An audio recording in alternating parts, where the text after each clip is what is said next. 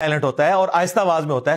اب اگر قبر کے اندر سے قرات کی آواز باہر آ رہی ہے اور وہ بندہ ظہر بول رہا ہے تو اس کا مطلب ہے جھوٹ پکڑا گیا, واقعی جھوٹ ہے, اور لوگ کہہ رہے سبحان اللہ.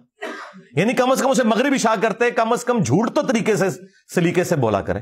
اس سچویشن میں وہ لوگ جن کی ویڈیوز بڑی وائرل ہوتی ہیں, ایک تو ہاتھوں کو چومنا, مزار کے اوپر جا کر سجدہ کرنا, اس کے بعد پھونک مار کے کھڑا کر دینا اور پھونک مار کے کرنٹ لگا کے گرا دینا, یہ کیا ہے؟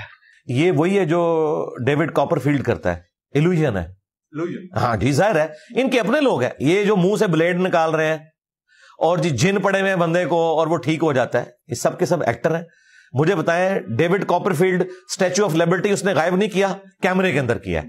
پورا ایک بوئنگ 747 غائب کر دیا, پوری ٹرین غائب کر دی, دیواریں چین میں ایک طرف سے داخل ہوا دوسری طرف سے نکل گیا, ٹھیک ہے, ایک بندے کے 2 ٹکڑے کر دیے بعد میں جوڑ دیے. سب کا سب کیمرے کا کمال, نظر کا دھوکہ. یہاں پہ بھی یہی کچھ ہو رہا ہے. یہ اس قسم کی جو چیزیں ہیں نا, یہ اسلام کی بدنامی کا باعث بن رہی ہیں. اگر یہ لوگ سمجھتے ہیں کچھ کر کے دکھا سکتے ہیں تو میں نے ایک چھوٹی سی ڈیمانڈ رکھی ہے ان کے لیے. خود ان کے جو بڑے بزرگ ہیں خادم رضوی صاحب, وہ کہا کرتے تھے کہ امام مالک کا قول ہے کہ امت مر جائے اس سے پہلے کہ نبی الاسلام کی گستاخیاں ہو رہی ہیں اور وہ اسے روک نہیں پا رہی. تو میں نے کہا تھا بابا جی آپ تو کہتے ہیں کہ دنیا میں بزرگوں کی ڈیوٹی لگی ہوئی ہے, تو آپ کے بزرگ کیوں نہیں مر جاتے جن کی ڈیوٹی ہے کہ وہ یوٹیوب سے نبی الاسلام کی شان میں جو گستاخانہ ویڈیوز ہیں وہ کیوں نہیں ڈیلیٹ کروا دیتے؟ امت کیا وہ امت ہی نہیں ہے؟ انہوں نے اپنے نبی کا کلمہ نہیں پڑھا ہوا, یا وہ اپنے نبی کے غدار ہیں؟ اور ان کی تو سب سے بڑی ڈیوٹی ہے کیونکہ وہ ڈرائیونگ پوسٹ پہ بیٹھے ہوئے ہیں. اگر وہ کچھ نہیں کر سک رہے تو اس کا مطلب ہے آپ جھوٹ بول رہے ہیں. یہ بزرگ اڑتے ہیں, چھوڑ دیں. میں نے کہا تھا مینار پاکستان سے ان بزرگوں کو نیچے پھینکتے ہیں, یہ اڑ کے بتائیں, کوئی نہیں اڑ سکتا. اسٹیچو آف لبرٹی کو ادھر لے آئیں. جی جی کچھ نہیں, یا اسٹیچو آف لبرٹی کو مارگلا ہلز پہ لا کے رکھیں, انشاءاللہ ہمارے پرائم منسٹر بھی, آرمی چیف بھی ان کی بیعت کر لیں. اچھا جہاں تک وہ سجدے کا تعلق ہے تو اس میں یاد رکھیے گا کسی بھی مکتبہ فکر کے نزدیک یہ جائز نہیں ہے کہ آپ کسی قبر پہ سجدہ کریں. مزارات پہ جانے کے اعتبار سے اختلاف ضرور موجود ہے لیکن سجدے کا کوئی بھی نہیں کہتا.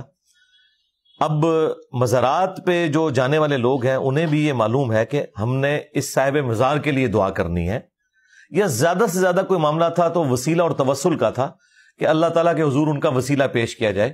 ہم تو اس کے بھی قائل نہیں ہیں, لیکن اگر کوئی یہ بھی کرتا ہے تو اس کے اوپر کوئی ہم شرعی فتویٰ نہیں لگاتے. ہم یہ بتاتے ہیں کہ یہ خلاف سنت ہے طریقہ. آپ نے اللہ سے ڈائریکٹ مانگنا ہے, ہاں حمد اور دروشی پڑھ کے مانگنا ہے, لیکن صاحب مزار سے مانگنا یہ تو صراحتاً شرک ہے.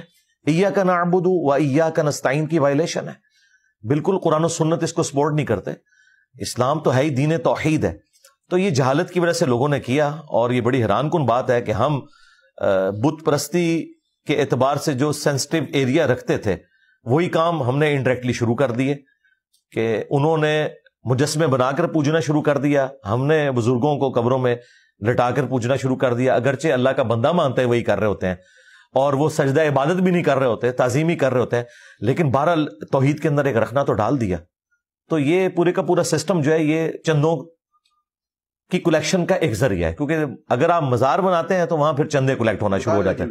جی دکان لگی ہوئی ہے, اور میں نے اس لیے کہا ہے کہ آج آپ ان مزارات کے چندے بند کر دیں تو یہاں پہ آپ کو صفائی کرنے والا بھی کوئی نہیں ملے گا.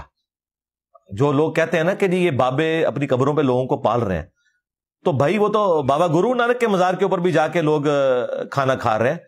تو اس کی وجہ سے کیا کسی کے ریلیجن کے پوائنٹ آف ویو سے ہم اس کے عقائد کو ٹھیک مان لیں گے؟ نہیں, علمی دلائل رکھیں آپ.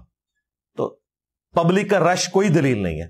اگر کعبے میں حج کے لیے 40 لاکھ مسلمان اکٹھے ہوتے ہیں نا, تو گنگا میں نہانے کے لیے 3.5 کروڑ ہندو اکٹھے ہوتے ہیں. تعداد تو کوئی دلیل نہیں ہے, کوئی علمی بات ہونی چاہیے. Very right. جنت البقیع میں جانے کا اتفاق ہوا مجھے, عمرے کی غرض سے میں گیا تھا, تو میں نے حضرت عثمان غنی رضی اللہ تعالی عنہ کی قبر مبارک دیکھی وہاں پہ. تو وہاں پر تو مجھے کوئی مزار, کوئی بلڈنگ, کوئی ایسی چیز دکھائی نہیں دی جہاں لوگ بیٹھ کر جو ہے پرچار کر رہے ہوں اور چندہ مانگ رہے ہوں. تو یہ ٹرینڈ صرف ہمارے ساؤتھ ایسٹ ایشیا کے اندر کیوں ہے؟ وہاں بھی تھا, یہ تو اللہ تعالیٰ نے وہاں پہ مہربانی فرمائی ہے. جو آٹومن امپائر تھی انہوں نے 1517 سے لے کر 1917 تک 400 سال تک خانہ کعبہ میں 4 مصلے بھی ڈالے ہوئے تھے 4 فرقوں کے نام کے اوپر، حنفی، شافعی، مالکی، حنبلی، ایک دوسرے کے پیچھے نماز بھی نہیں پڑھتے تھے. ویسے کہتے تھے کہ چاروں اہل سنت کے امام ہیں، لیکن ایک دوسرے کے پیچھے نماز نہیں پڑھتے تھے، پیرلل میں جماعتیں کرواتے تھے. دوسرا انہوں نے مزارات بنوائے. یہ مزارات بنے ہوئے تھے، لیکن یہ آپ کی بات درست ہے، یہ نبی الاسلام، صحابہ، تابعین، تبع تابعین نے نہیں، بلکہ نبی الاسلام کی وفات کے 650 سال بعد یہ مزارات بننے شروع ہوئے.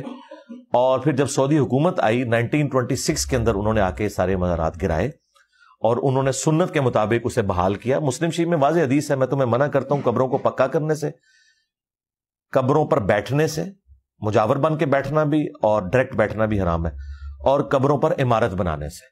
تو عمارتیں انہوں نے گرا دی تھی. تو نبی الاسلام کی 3 بیٹیاں آپ کی اپنی زندگی میں فوت ہوئی ہیں، آپ نے کسی کا مزار نہیں بنوایا، سب کو سمپل طریقے سے دفن کیا. اسی طریقے سے مولا علی علیہ السلام نے سیدہ فاطمہ کا کوئی مزار نہیں بنایا.